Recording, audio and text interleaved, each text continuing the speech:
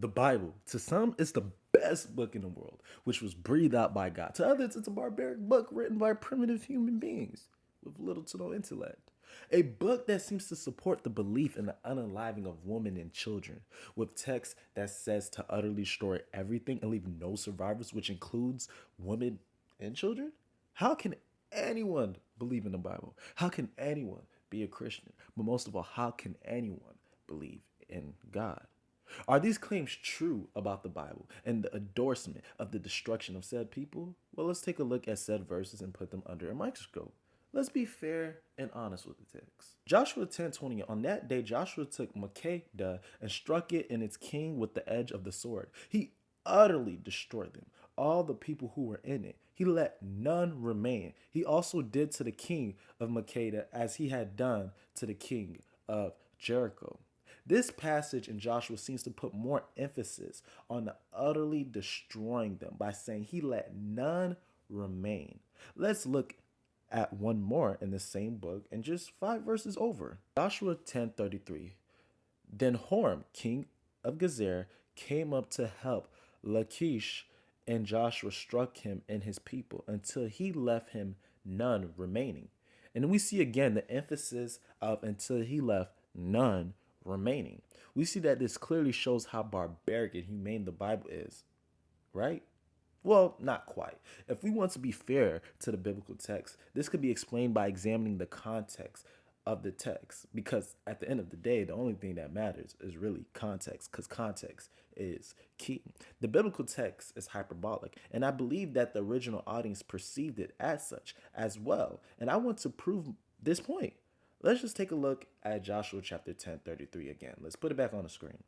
It says, Then Horm, king of Gezer, came up to help Lachish, and Joshua struck him and his people until he left him none remaining. Just examining this verse, we see that Joshua and his army struck the king of Gezer and his people, and they left him no remaining. When we look at Judges 129, which takes place after the time of Joshua, so let's keep this in the back of our mind and context, we see that there's still people dwelling in Gezer. Judges chapter 1, verse 29. Nor did Ephraim drive out the Canaanites who dwelt in Gezer, so the Canaanites dwelt in Gezer among them. Wait, so let me get this straight. So there are still people living in Gezer, inhabiting that city? Logically, if we were to take this passage literally, with everything being utterly destroyed and no one be left alive, surely it should be uninhabitable. These are questions that should pop up when reading the passages. What conclusion should a writer come to if they come to a passage that says that these people were utterly destroyed, even the little ones, and no one were left alive, but later writers are still mentioning these people as being alive? Surely we could say this is figure of speech, and some would throw around contradiction, but obviously this is a figure of speech because later I would demonstrate how we also use this kind of language.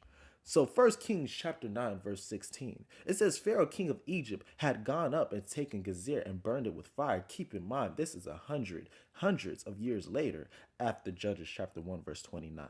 And it says, had killed the Canaanites who dwelt in the city and had given it as a dowry to his daughter, Solomon's wife.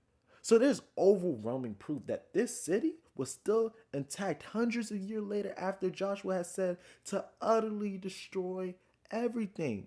So why would they use this kind of language? Well, this language is the usage of expressive victory. And we kind of use this verbiage when playing sports by saying we destroyed this team. Does that mean that the team ceased to exist, or it's an expression to show that they were victorious? This is the same kind of language that was used in ancient times. Or today, we may not even use the team got destroyed. We probably said the team got cooked. But do we really mean that the team got cooked in the oven or on the stove? No. But I think you guys get the point. Simply, at the end of the day, the text is simply hyperbolic.